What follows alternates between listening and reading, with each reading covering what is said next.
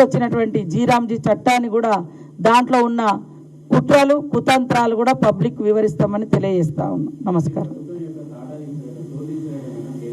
సరే, అది వేరే, ఆ తోలు తీసినప్పుడు చూద్దాం. కానీ ఇప్పుడైతే ఇది ఇప్పుడు ఉపాధి హామీ చట్టం మీద మేము మాట్లాడుతున్నాం. ఎందుకంటే చాలామంది పేదలు ఉన్నారు.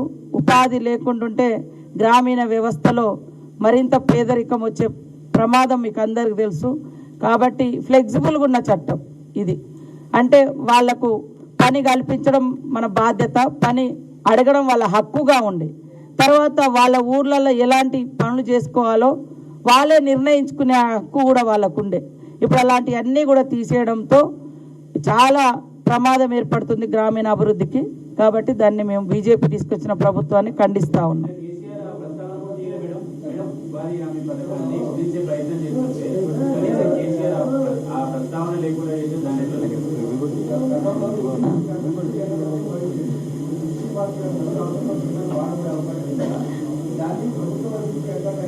ఇది ఉపాధి హామీ చట్టము కేంద్ర ప్రభుత్వం పరిధిలో వచ్చిన చట్టం. కేంద్రమే 100% భరించే చట్టం ఆనాడు తీసుకొచ్చింది. కానీ ఈరోజు బాధ్యతను వదిలేస్తున్నారు. కేంద్రం బీజేపీ ప్రభుత్వం వదిలేసి, రాష్ట్రాల మీద వదిలేసి, వాళ్ళ వెనుకంతా కుట్రలు వేరే.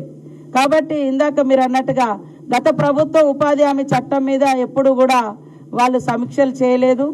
ఇలా పేదల గురించి కాదు, వాళ్ళ అధికారం కోసమే వాళ్ళు మాట్లాడుతున్నారు. ఇప్పుడు ప్రతిపక్షం ఉన్నా అధికార పక్షం ఉన్నా ప్రజలలో ఉండేటోళ్ళు ప్రజానాయకులు. మేము అధికారం ఇస్తేనే బయటకు వస్తాం, అధికారం లేకుంటే బయటికి రామనేటోళ్ళు ప్రజల నాయకులు ఎట్లయితారో మీరు ఆలోచించండి.